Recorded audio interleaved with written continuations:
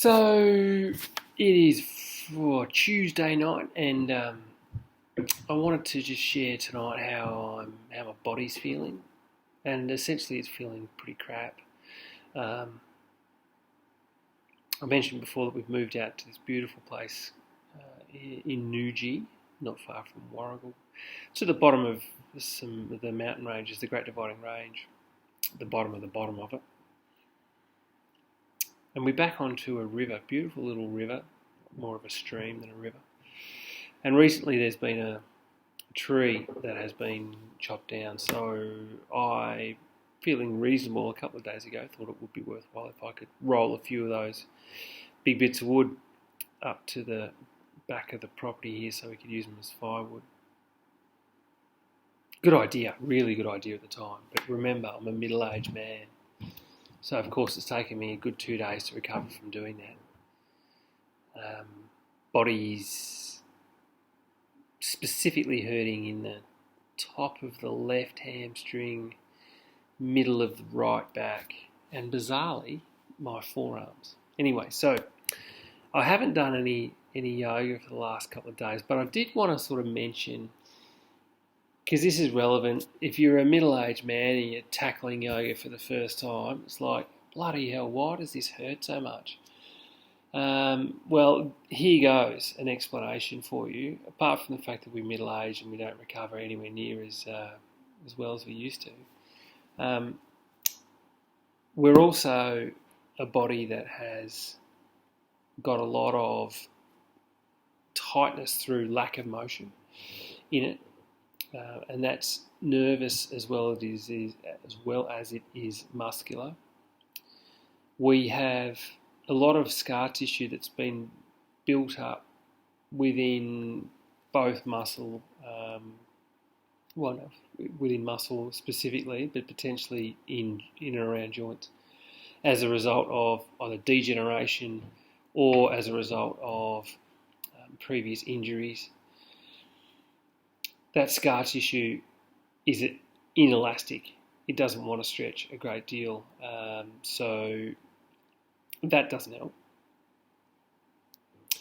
Normally you would get that scar tissue broken down sort of through massage, and normally you could also help through doing a lot of stretching. So you can remodel the scar tissue.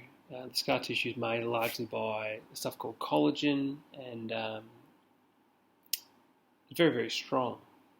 So it rebuilds really well, but doesn't necessarily, when it's put down to fix a problem, it's not necessarily put down in a pattern that suits the rest of the body and how the rest of the body moves and operates. So to get it remodeled so it flows in the same direction as the other muscles, then normally you'd have to stretch it and get some massage through it, etc., to try and get that scar tissue remodeled or reduced significantly and reabsorbed by the body. So a lot of scar tissue. You may have little spurs or little sections of bone that have grown in the joint. You may well have degeneration of bone, which is causing more bone-on-bone rubbing. You may have degeneration of cartilage, which is causing bone-on-bone rubbing. You may also be incredibly human and incredibly middle-aged in that you've worked out how to do things easily, and through doing that you have no doubt got some strategies for doing things around the house, carrying a school bag, getting in and out of the car, sleeping, whatever else, and you've found your little routine, and it probably means you've got an imbalance somewhere. You've favoured your right foot, your left foot, you stand in a certain way, you lean this way, you hold a bag, as I said, a different way. All of those things over time contribute to muscle imbalances. Something's a little bit stronger than something else. Something's a bit longer than something else, which means your joints have also probably got to a point where they're not in balance either. Instead of being hips, for example, instead of them being level, they might well be tilted left side higher than right side. They may well also be tilted forward a little bit. So